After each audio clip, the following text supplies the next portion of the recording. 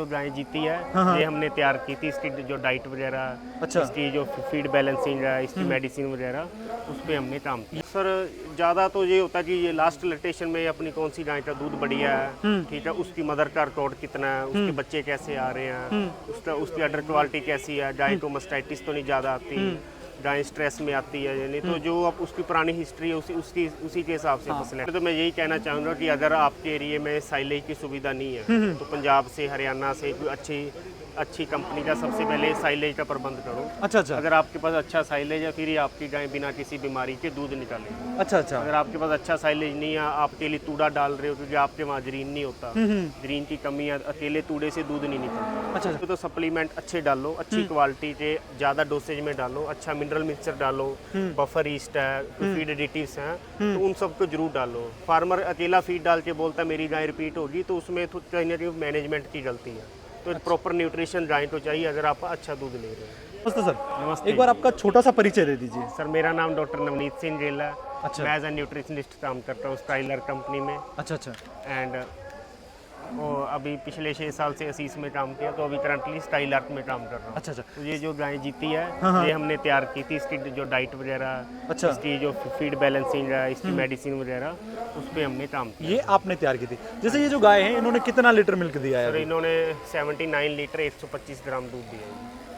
79 litre 125 ग्राम दूध दिया है। कौन से नंबर की? ये 1935 नंबर वाली? हाँ जी सर, अच्छा। 1935। कौन से ब्यात की गाय? सर फोर्थ लैक्टेशन की गाय। फोर्थ लैक्टेशन में है ना। अच्छा, ये जो मिल्किंग कंपटीशन होता है इसमें कितने टाइम मिल्किंग की जाती है और क्या टाइम पीरियड रहता है? इसमें अराउंड 4 मिल्किंग होती हैं 8-8 घंटे के टाइम पीरियड पे। 4 मिल्किंग रहती है। तो फिर उसको हम डिवाइड करते हैं फिर 24 घंटों के। अच्छा। एक दिन में गाय ने कितना दूध दिया, जो बेस्ट होता है उसको काउंट कर जिसका लेते हैं ना। सबसे ज्यादा वो काउंट। अच्छा।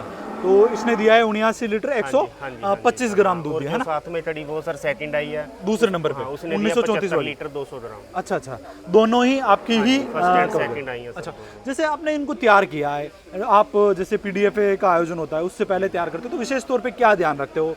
और इसमें सबसे पहले तो हम जो गाय सिलेक्ट करते हैं वो अच्छे सीमन की होनी चाहिए, अच्छे ब्रीड की, मतलब ब्रीड में दूध होना चाहिए। उसके बाद हम उसका खास ध्यान रखते हैं। ट्रांजिशन पीरियड से इसकी तैयारी शुरू हो जाती है, उसकी लत से फीडिंग होती है, फिर मिल्किंग के बाद जो उसकी मिल्किंग फीड बनाते हैं, काफ़ी high density, high energy, high protein feed बनानी पड़ती है।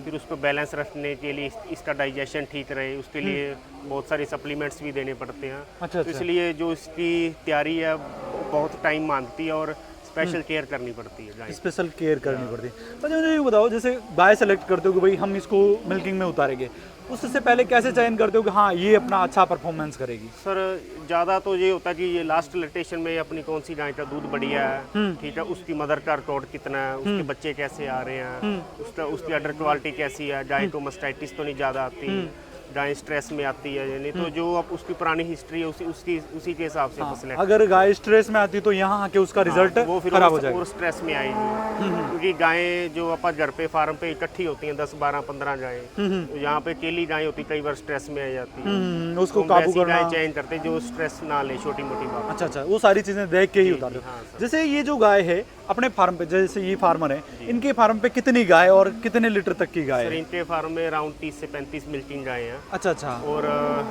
जो लगभग सारी गायें 50 लीटर से ऊपर है और 50 से 70 लीटर के बीच में है। 50 से 70 लीटर के बीच में है ना।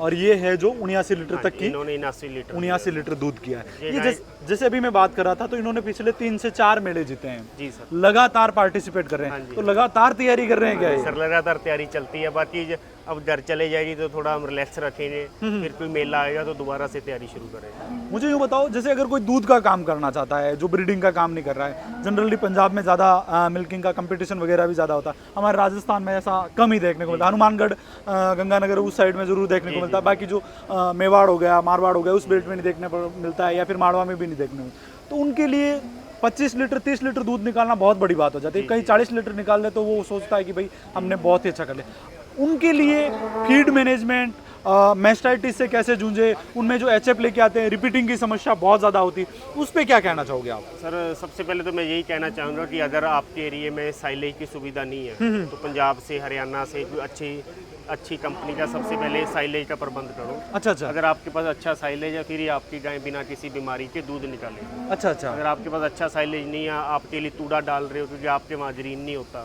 ग्रीन की कमी है, अकेले तूड़े से दूध नहीं निकलता। अच्छा अच्छा। जैसे कि मैंने अभी जो भाई साहब थे उनसे पूछ रहा था, उन्होंने बोला कि हम हरा नहीं खिलाते हैं, साइलेज ही खिलाते हैं। क्या आदमी हरी सब्जी नहीं खाएगा, सिर्फ अचार ही खाता रहेगा?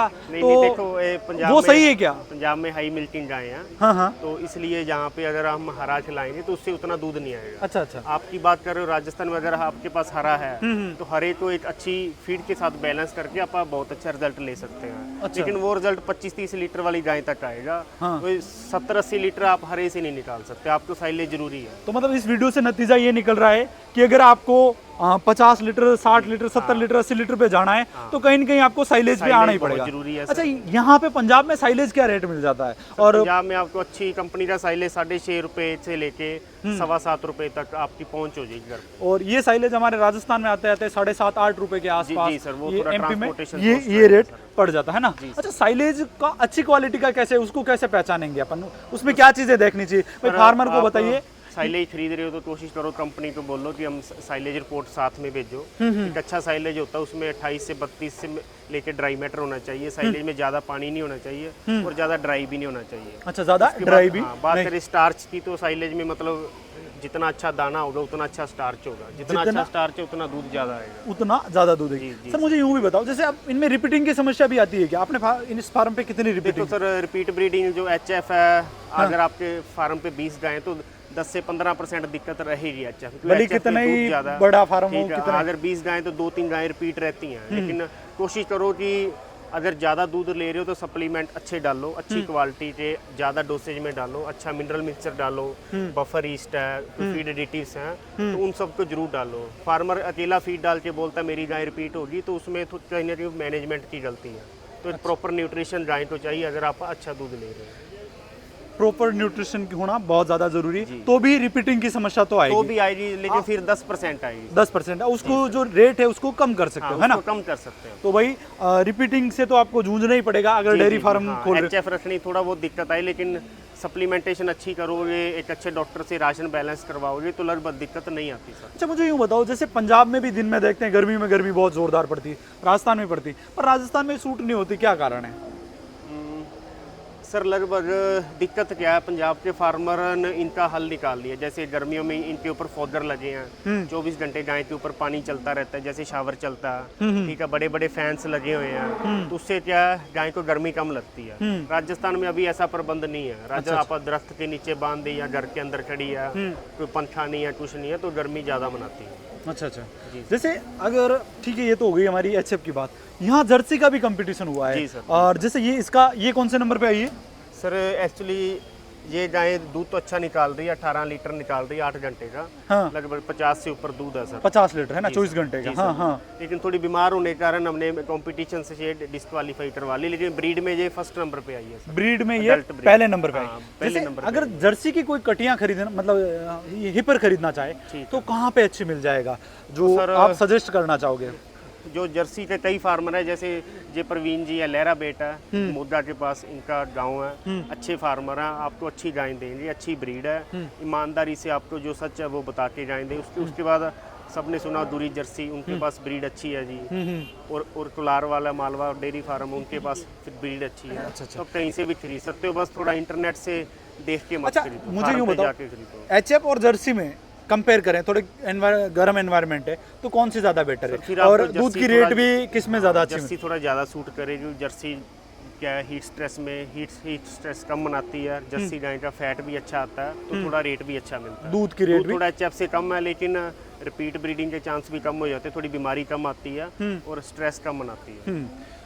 सर मुझे यूँ बताइए, अब लास्ट वीडियो को ख़त्म करूँगा, अगर कोई नया फार्मर है, डेयरी खोल रहा है, तो अगर HF पे काम करेगा तो उसको क्या चीज़ का ध्यान रखना है, और जर्सी पे काम करे तो उसको क्या चीज़ का ध्यान रखना है जिससे उसका फार्म फेल नहीं हो? सर देखो, जैसे ये दोनों ब्रीडें फॉरेन की हैं, इंडिया की कोई ब्रीड नहीं है, तो ब्रीड आप कोई भी रख रहे हो, ज़्यादा ध्यान रखो उसकी मैनेजमेंट पे। गाय गाय तो आप खिला के आ रहे हो, एक अच्छी वेल बैलेंस्ड फीड खिला रहे हो, उसके साथ अच्छा साइलेज है, फीड स्टोर का प्रबंध है, सप्लीमेंटेशन है, तो आपको रिजल्ट उससे आएगा, ब्रीड से नहीं आएगा। आपकी मैनेजमेंट और आपकी फीडिंग कैसी है वो ज़्यादा जरूरी है ब्रीड से। फीडिंग और मैनेजमेंट दोनों ज़्यादा चाहिए। गाय को हो सकता है मिट्टी में रखो, अपने सब हार्ड फ्लोरिंग कर ली फार्मों पे, वो दिक्कत करता है, पैर भी खराब होते हैं, लेमनेस आती है, मस्टाइटिस ज़्यादा आती है, दूध भी कम देती है। तो एनिमल को आप मिट्टी का प्रबंध करो, ठीक है, और आप मैनेजमेंट सही रखो। एक बार मैं वापस उसी पे लेके जाऊंगा, जैसे आपने मिट्टी की बात कही है, तो जैसे मिट्टी में कीचड़ वगैरह होता है, गोबर वहीं आएगा,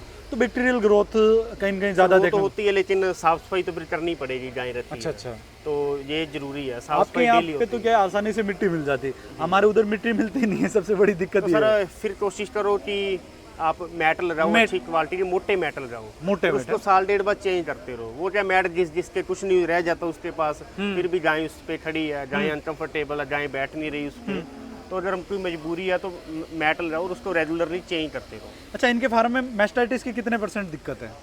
नहीं सर, 0%। हाँ, कभी कोई साल में एक आधी गाय को मस्टाइटिस आ गई। बाकी नहीं होता है ना। तो वो देख सकते हो, बहुत ही शानदार।